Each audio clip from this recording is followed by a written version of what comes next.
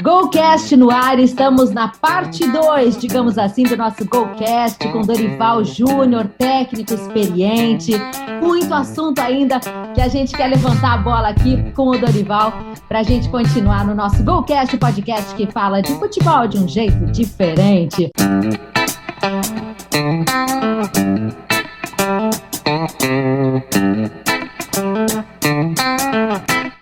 Participam Luiz Henrique Nunes, presidente da GolManage também, o jornalista Norton Capel. O treinador é sempre aquela solução mais simplista. Tá ruim? Manda o treinador embora. O que faz essa liga do treinador que chega? Você falava lá no episódio que nós gravamos na parte 1, que o treinador lá na Europa tem a chance de escolher quem ele quer. Aqui no Brasil, chega muitas vezes com a bola rolando e tem que entrar no clima. Te pergunto, o fato de não escolher esses jogadores e, de repente, a direção traz um treinador que gosta do nome, mas não tem nada a ver com aquele elenco que já está no clube. Como faz esse milagre aí, mister? É verdade. Isso daí é uma interrogação que caberia também ao profissional que esteja sendo contratado poder avaliar. Sabe por quê, Eduardo? Tem dois momentos de um treinador e que são desafiantes.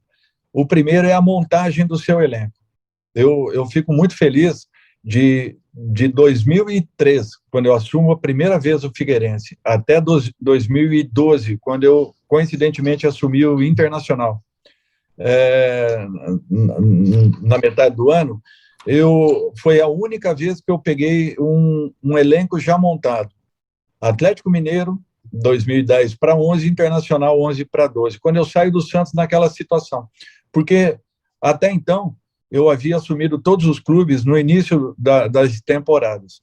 Então eu tive possibilidades, por exemplo, o Sport tinha 4 jogadores no elenco, Coritiba tinham 12 jogadores no elenco quando eu chego, e eu vou montando, era um quebra-cabeças, aquilo era desafiador, era o momento mais importante de um profissional. E, coincidentemente, em todos os anos, eu joguei as finais das competições. Então, foi assim com o Figueirense em 2004, 2005 com o Fortaleza, 2006 com o Sport, 2007 com o São Caetano jogando a decisão do Paulista com o Santos, São Caetano que tinha sido rebaixado no Brasileiro, 2008 com o Curitiba, o Campeonato Paranaense, 2009 com o Vasco, e conquistamos o acesso do Vasco da Série B para a Série A do Brasileiro, 2010 com aquele Santos, que foi um pouco diferente, 2011 a mesma coisa aconteceu com o Atlético Mineiro e nós fomos na final com o Cruzeiro, 2012 eu chego e assumo o Inter já com uma equipe montada, jogando a Recopa Sul-Americana.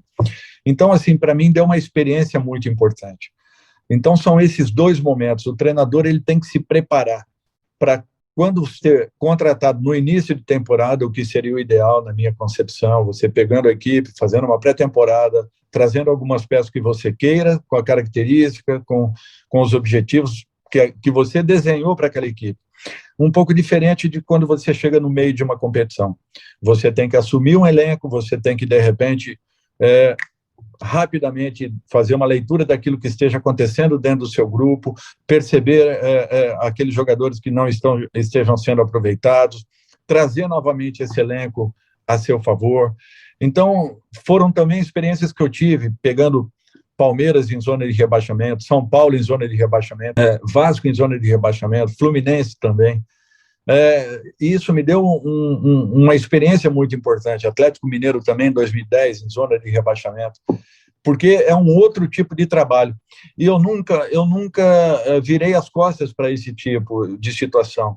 Para mim, não me importava se eu pegaria na sequência uma equipe que me daria condições de disputar uma competição. Não, eu engatei trabalhos atrás de trabalhos, saindo um dia, pegando uma equipe no dia seguinte.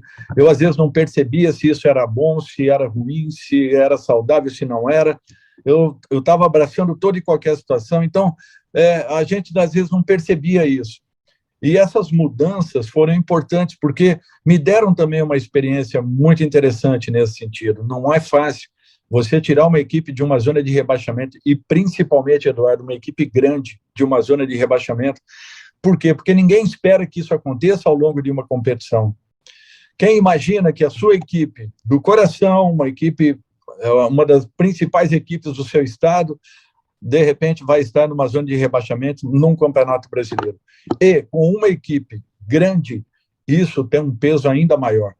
Então, assim, são situações que o profissional tem que estar muito bem preparado para que ele possa entender tudo o que esteja acontecendo. A leitura do início de uma temporada e, principalmente, quando ele pega uma equipe no meio de uma competição, que fatalmente será uma equipe com problemas, uma equipe numa situação difícil. Poucos pegarão uma equipe como o Renato agora, com o Flamengo numa condição em que possa chegar e ser o finalista do Campeonato Brasileiro. É um pouco diferente dessa condição. A grande maioria será num processo de remontagem e a equipe numa zona complicada. Dorival, eu vou fazer uma confidência aqui, até porque você falou da tua participação no Internacional. Tem um episódio marcante na minha vida como torcedor, jornalista. O episódio foi nas oitavas de final da Libertadores de 2012, em que teve um pênalti a favor do Internacional, no jogo Internacional e Fluminense, no Beira-Rio, em que o Dátolo, o jogador argentino, pegou a bola para cobrar o pênalti, e eu acompanhei toda a tua preocupação, desespero, seja o termo que tu queiras usar, para que ele não batesse aquele pênalti. No teu entendimento, ele não deveria, assim ficou claro naquele momento que ele não deveria bater aquele pênalti. O Dátolo bateu o pênalti, o Cavalieri fez a defesa, o jogo terminou 0-0, o Internacional foi para o Rio de Janeiro, perdeu o jogo de volta por 2-1, foi eliminado da Libertadores. A pergunta que eu te faço é: como um treinador faz a gestão deste momento, em que algo que ele determina ou entenda que deva ser feito não é cumprido pelos jogadores? Como é isso no pós-jogo? Como é isso nos dias seguintes? Conta para os nossos telespectadores e ouvintes como isso se dá, que esse bastidor, que para mim é algo que eu tenho há 9 anos como curiosidade. Assim, Norton, eu acho que você tem que ter as coisas bem definidas. E aquilo estava definido. Por quê? Porque nós trabalhávamos penalidades, até imaginando que, de repente, ao final dos 2 jogos, teoricamente, poderíamos ter essa condição. Nós tomamos 2 gols de bola paradas, né, no Rio, faz parte, acabamos tomando. Tivemos a possibilidade de abrirmos o marcador e, inclusive, de fazermos o segundo e o terceiro gol antes de tomarmos os dois gols em sequência. E aquilo estava definido. Quando está definido, o jogador não pode demonstrar que não sabia da situação, que desconhecia a situação, que ignorava tudo isso. Aquilo estava definido. O que me chateou foi isso. O Dátolo, ele poderia bater penalidades no momento em que tivéssemos as 5 primeiras. Ele era o 4º para bater pênalti. Como ele foi o jogador, ele vinha bem na partida e ele fez aquela jogada que acabou ocasionando a penalidade, ele achou que ele estava em condições de fazê-lo. E quando eu vi que ele pegou a bola, se ele tivesse mais próximo, naturalmente, talvez a minha atitude seria um pouco diferente, mas a distância era muito grande. E foi difícil. Depois da partida, você tem que procurar entender a iniciativa do jogador. De maneira nenhuma também jogar essa condição para o torcedor, para a imprensa. Isso daí um treinador não pode fazer. Você tem que tentar administrar tudo isso internamente. São esses e outros problemas que fazem com que o treinador seja um gerenciador. Ele gerencia problemas 24 horas por dia. Alguns saem, alguns extrapolam. A grande maioria não, ficam ali. São internos. Então, essa é a função do treinador, na realidade. Não é fácil. Foi uma situação que eu tive que entendê-la depois da partida, mas não foi adequado. A posição dele foi errada. Ele sabe que ele errou. Assumiu uma responsabilidade que não era dele. O que você prefere? Aquele jogador bola murcha? O que é pior, tá? O que é pior? O jogador aquele bola murcha ou o craque que é barra pesada fora de campo? Não, eu prefiro sempre o jogador que tem personalidade, e que quer fazer e que, de repente, extrapola em algum sentido, mas que não foge das responsabilidades. Eu gosto desse tipo de jogador, Eduardo. Esse episódio, o Dorival, do Dátulo, não é o momento de um capitão em campo? Né? O capitão, o D'Alessandro, acho que devia ser o capitão, devia estar jogando, né? Eu não me lembro, acho que o D'Alessandro não estava em campo aquele dia. Eu não lembro quem era o capitão.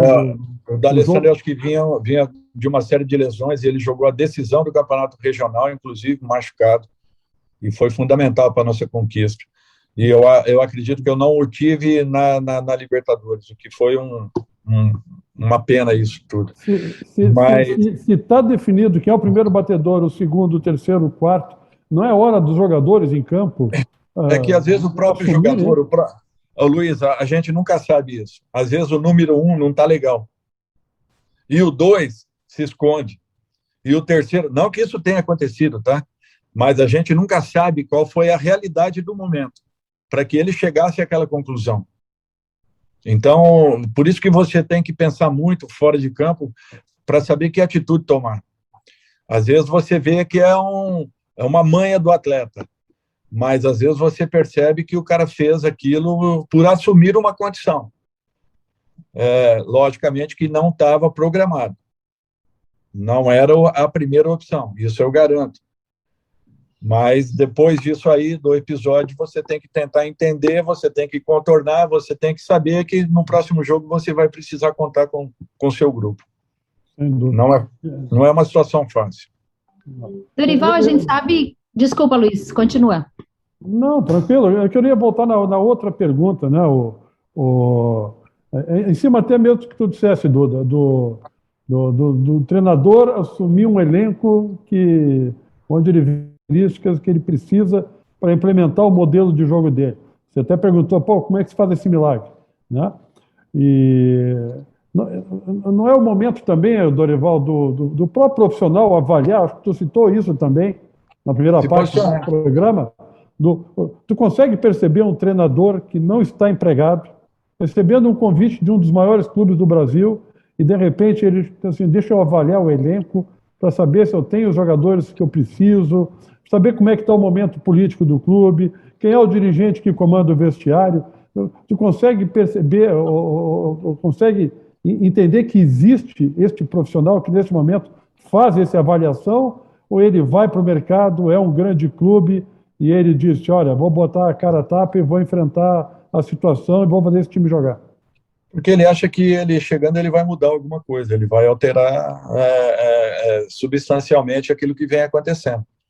Eu acredito que seja, na maioria das vezes, isso. Dificilmente vai acontecer uma avaliação, tanto do clube para com o profissional, quanto do profissional para com a sua equipe. Eu acho que, até porque também, Luiz, tem um ponto, tá? Que às vezes você tem uma noção daquilo que represente uma equipe, quando você chega, esteja ali pessoalmente, as coisas mudam completamente. Eu vou citar um exemplo, eu inclusive falei isso para o Cuéllar. Cheguei no Flamengo e falei com o Cuéllar, eu assisti aos jogos do Flamengo e eu vim para cá com a clara intenção de fazer uma substituição no meio-campo. E quando eu cheguei aqui, eu percebi que o principal problema não era a função que você executava, mas era o movimento que os meias faziam em relação a você quando você tinha posse de bola. Então, para você ver que, às vezes, você olhando numa tela é uma coisa, quando você em loco, você percebe que é outra completamente diferente. E o erro de movimento, para mim, era do Cuéllar quando ele tinha posse de bola. E isso não acontecia. Por quê? Porque ele provocasse, mas sim pela movimentação dos meias que faziam o movimento de virem buscar a bola nos pés do Cuéllar, em vez de repente, se posicionarem para receberem uma bola um pouco mais na vertical, em condições de poder atacar a última linha da equipe adversária. Foi interessante, mas eu falei isso para ele depois de um período que eu estava no clube. Agora, Dorival, eu perguntei ali para você sobre o bola murcha, ou o cara que é craque e não é mole.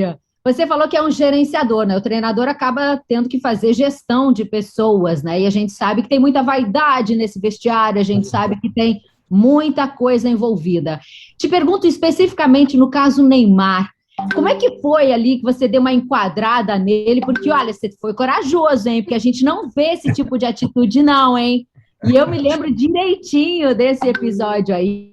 Como faz para gerenciar esse cara, que a gente sabe que, por exemplo, o Neymar é um craque, mas daqui a pouco foge um pouquinho ali do que tem que fazer, enfim? Olha, eu vou te falar uma coisa, administrar Neymar era muito fácil. Não havia problema nenhum. Um cara que tem a capacidade que ele tinha, que tem, a maneira como ele se entregava em treinamentos, a determinação que ele tinha em busca de resultados, em busca de fazer as coisas acontecerem, não era difícil. O episódio em si não foi um episódio legal, mas a briga também não foi comigo. A briga, no início, foi com o Roberto Brum e depois com o Edu Draceno. E quando ele brigou com o Edu, que era o capitão do time, eu tive que intervir. Eu precisei intervir na situação. E depois, sim, depois dessa discussão com o Edu, ele passou a tomar algumas atitudes, ou ele teve algumas atitudes na partida que não foram legais. Mas, assim, de um modo geral, nunca foi um jogador difícil de você levá-lo, muito pelo contrário. O ambiente que a gente tinha no Santos era uma coisa que impressionava. Era impressionante e foi uma pena o que aconteceu, porque eu fico imaginando aquela equipe com mais um ano juntos, mais um ano aqueles jogadores próximos. Eu acho que o rol de conquistas poderia ser muito maior, poderiam ser coisas bem grandes para o clube, porque era uma equipe fantástica. Aquela equipe impressionava todo mundo, aquela equipe ensinou o Brasil a dançar, aquela equipe fez o número de gols que fez, não foi por um acaso, era uma equipe altamente coletiva. Eu fico muito feliz em ver que aquela equipe é lembrada até hoje, em todos os lugares que eu vou, todas as vezes que eu tenho que falar alguma coisa, geralmente são abordados os assuntos do Santos. Era uma equipe muito coletiva, e isso que acabou marcando muito. Aliás, né, Dorival, essa equipe acabou campeã da Libertadores no ano seguinte, né, e o Neymar realmente ali explodiu para o mundo do futebol, indo logo em seguida para a Europa. Ou seja, isso que a Eduarda trouxe, de alguma forma, teve uma relação de futuro, talvez tenha até servido como algo que ele pôde levar para o futuro da carreira dele, né, aquele momento tão tenso, né? Tu achas que isso, de alguma forma, contribuiu para o futuro profissional do Neymar? Eu acho que, de um modo geral, para todo mundo, né? Para todos os profissionais que ali estavam, né? Porque não tinha motivos nenhum para ter acontecido o que aconteceu. O ambiente que nós tínhamos era um ambiente muito saudável, muito mesmo, Norton. Era um ambiente, assim, era de família, era uma coisa que impressionava. Os jogadores que chegavam ali pareciam que já estavam no clube há muitos anos. E palavras deles próprios, até hoje, né, quando eu encontro Alexandro, Danilo, encontrei-os aí há pouco tempo numa seleção, todos eles falavam as mesmas coisas, né? O ambiente que nós tínhamos, o quanto era saudável, o quanto aquela equipe produzia, quanto a equipe jogava. Olha, só guardo coisas boas daquela equipe. O Dorival, essa questão do Neymar, me parece, para quem está de fora, me pareceu uma questão de vaidade, né?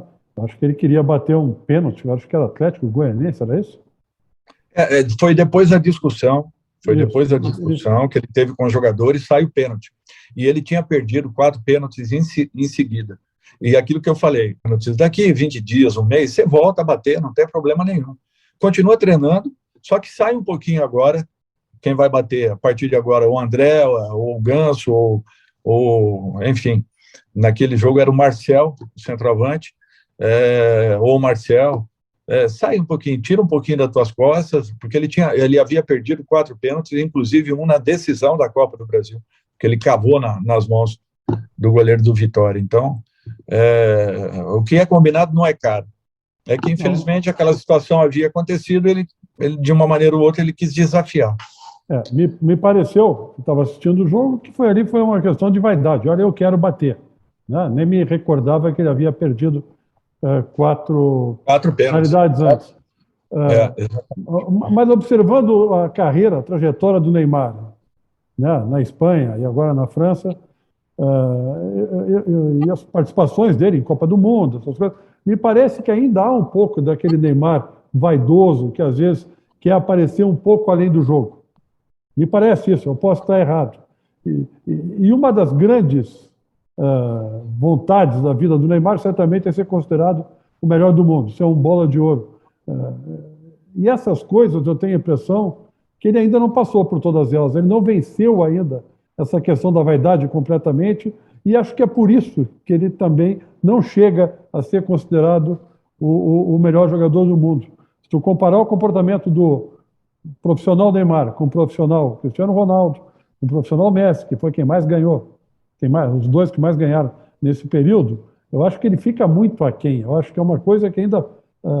e ele não é mais menino. Quando isso aconteceu no Santos, ele tinha 18 ou 19 anos. E agora não, é um jogador mais perto do fim da carreira do que do começo. E ele não passou por isso tudo ainda. Não sei se tu vê da mesma forma, não, tu que conviveu com ele, conhece ele melhor que a gente. Luiz, o que eu te falo assim, tecnicamente em campo ele é impressionante. Ele é fora de série, é uma coisa assim absurda. Sem dúvida. Neymar tem tudo o que diferencia os grandes jogadores do futebol mundial. E ele, com certeza, ele está inserido nesse meio. Se vai ganhar uma Copa do Mundo, se vai ganhar uma bola de ouro, eu não sei. É difícil, às vezes, falar alguma coisa. Eu não sei o que se passa hoje, eu não sei o dia a dia dele, eu não... Para uma competição como essa, para assumir esse protagonismo numa seleção, é muito difícil a gente falar alguma coisa. Mas, em termos técnicos, para mim, é um dos maiores que eu vi jogar. Podem ter certeza disso. Dorival, a gente sabe das características das competições, elas são diferentes. Tem alguma da tua preferência, o Campeonato Brasileiro de forma mais contínua, aquele campeonato longo, ou de repente Copa do Brasil, tiro curto, Libertadores, o que te encanta mais? O que me encanta mais é o campeonato, digamos aí, de longevidade, onde vai vencer a melhor equipe, com certeza. Não vai vencer esporadicamente uma equipe que ache pelo caminho um caminho mais fácil de uma chegada a uma final. Por exemplo, uma Libertadores. Tem grupos aí que equipes pegam competidores nitidamente bem inferiores do que aqueles que outras equipes de repente enfrentem. E chegam, talvez, com uma facilidade maior a uma situação favorável do que outras equipes poderiam chegar. Eu vejo por aí. Eu vejo que algumas equipes muito boas em competições de mata-mata ficam pelo meio do caminho e algumas surpresas acabem acontecendo. Por isso que eu valorizo muito esse tipo de competição, onde realmente vai vencer a melhor equipe, a equipe mais regular, a equipe que realmente esteja muito bem focada, porque é um campeonato que exige demais e um tempo de duração que faz com que ou o jogador se entregue por completo ou fatalmente essa equipe ficará pelo meio do caminho. A Duda sabe, o Norton e Duda, você sabe que eu não vou me aguentar aqui, eu vou ter que fazer. Eu preciso perguntar para o Dorival se ele acha que o final do Campeonato Brasileiro de 2020 foi justo e se ganhou quem deveria ganhar. Poxa vida. É difícil, Luiz, falar se foi justo ou se não foi. A impressão que deu é que um foi deixando para o outro. É interessante, mas uma equipe parece que deixava para outra não queria, deixava para uma terceira, a terceira não queria, porque num primeiro momento a vantagem do São Paulo era muito interessante, depois houve uma aproximação do Inter, que muitos já davam como uma carta fora do baralho em determinado momento da competição, e em 7, 8 rodadas o Inter dá uma esticada. Daqui a pouco vem o Flamengo por trás de todo mundo, e mesmo perdendo o jogo final, acaba tendo a competição. Olha, foi muito interessante, eu não imaginava que viesse a acontecer. Saber se foi a equipe que tenha merecido ou não é muito difícil, ninguém chega por um acaso, mas que foi um ano bem complicado, bem diferente dos demais. Sobre isso, Dorival, tem uma discussão sobre a questão de ter a bola, a posse de bola, se ela é eficiente ou não. Essa é uma discussão hoje ideológica no futebol, né? Tem os apaixonados pela posse de bola, tem os que acham que ela é infrutífera, tem toda uma questão até no próprio futebol europeu, essa discussão. Para o treinador Dorival Júnior, hoje, a importância da posse de bola, a importância de ser um time propositivo ou não, qual é o teu modelo de jogo ideal hoje acompanhando todos esses momentos aí do futebol? Como o Dorival gosta da sua equipe? Então eu sempre, eu já tive equipes menores e que sempre foram equipes que jogaram com posse de bola. A mesma forma aconteceu com as minhas equipes maiores. Eu sempre gostei de ter a posse de bola. Agora, eu busco ter posse de bola com infiltrações, senão não te leva a nada. A posse pela posse, sinceramente, não leva a nada. Eu vi um levantamento há pouco tempo agora, eu tenho, se não me falha a memória, as minhas equipes são a segunda em aproveitamento de número de gols ao longo de competições nacionais. Acho que o quarto em resultados e o segundo em aproveitamento de gols. É uma equipe que cria muito. Eu fico muito feliz com isso, porque são comportamentos que são treinados, são trabalhados. Nem sempre tive as melhores equipes nas mãos, mas graças a Deus eu alcancei alguns resultados aí que não imaginava alcançar. Dorival, o VAR veio para trazer mais justiça para o futebol brasileiro, e eu te pergunto, você, acompanhando o que já foi feito até hoje, é a favor do VAR? Está satisfeito com o que viu ou ainda acha que precisamos melhorar? Eu sou a favor do VAR, acho que é um processo adaptativo, nós estamos no meio de caminho. Eu acho que isso já responde à última. Precisamos, sim, melhorar. Temos que ter uma dinâmica maior. Nossos juízes têm que começar a soltarem um pouco mais os nossos jogos. Nossos jogadores têm que evitar um pouco o último contato, aquele contato apenas faltoso para parar um adversário. Nós temos que parar com isso. Mas, por outro lado, nós temos que liberar um pouquinho mais. Os nossos jogos têm que terem um tempo maior de posse de bola, ou melhor, de bola em andamento. Nós precisamos de uma dinâmica um pouco maior para que tornemos os nossos jogos mais dinâmicos, com uma velocidade um pouco diferente daquilo que vem acontecendo. A gente abordou muito aqui nesses dois momentos do episódio aspectos da tua carreira, dessa carreira, né, de grandes clubes, grandes conquistas. Tem algo que tu, como treinador, ainda queira fazer, que te motive? Tem algo que falta no teu currículo? Qual é o grande objetivo do técnico, né, como a Eduarda falou, do Mister Dorival ainda a ser feito? Qual é, assim, aquilo que Dorival quer conquistar ou quer buscar? Então, assim, eu tive 2 vice-campeonatos brasileiros, né? Eu tive um vice-campeonato de Copa do Brasil. Eu ainda gostaria de finalizar um trabalho entre Campeonato Brasileiro e Libertadores. Eu acho que eu já fiz alguns trabalhos que levaram equipes importantes a esses momentos, o Santos em 11, o Flamengo em 18, o Cruzeiro em 2007, que levaram equipes a Libertadores com chances reais de conquistas. Eu me lembro que em 2011 o Santos jogava a decisão da Libertadores, ganhando a Libertadores, uma equipe que eu trabalhei em 2010, e a que eu havia trabalhado em 2009 e 2008, Curitiba e Vasco, jogavam as finais da Copa do Brasil com 5 e 6 jogadores das equipes que eu havia montado, ajudado a montar, não montado, ajudado a montar. Eu acho que isso, para mim, era uma satisfação muito grande. E eu sinto que a minha carreira ainda precisa de um momento como esse. E, se Deus quiser, não está longe de acontecer. Eu já estive bem próximo, Ainda não tive essa oportunidade, porque talvez não tenha tido as melhores equipes nas minhas mãos, a não ser o Santos de 2010, que com certeza era a melhor equipe do futebol brasileiro. Não joguei o Campeonato Brasileiro na totalidade.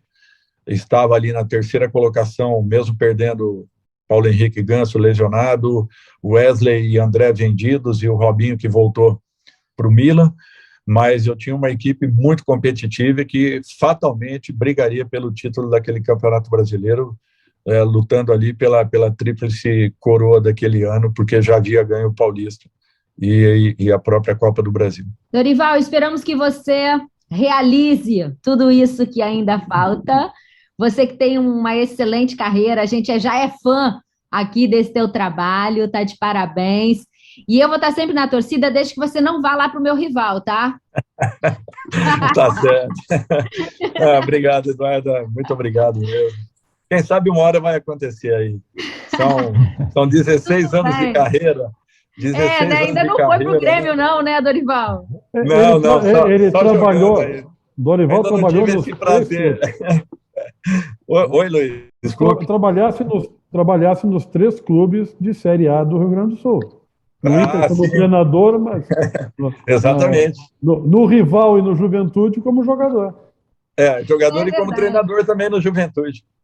Como treinador. É verdade. Mas estaremos com certeza na tua torcida, tá, Dorival, aí, para que você continue essa trajetória de sucesso. Muito obrigada pelo teu tempo. Era para a gente fazer um Golcast, fizemos 2, porque o Dorival que maravilha. Nos encantou aqui, ó, que coisa boa, viu? Falamos de muita coisa interessante, tenho certeza que foi muito legal para a nossa audiência. Agradecendo mais uma vez ao Mr. Dorival Júnior, hoje aqui com a gente no nosso Golcast, o podcast da GoManage, que fala de futebol de um jeito diferente. Muito obrigada, Dorival, obrigada a vocês que estiveram aqui com a gente, e a gente volta. Até mais.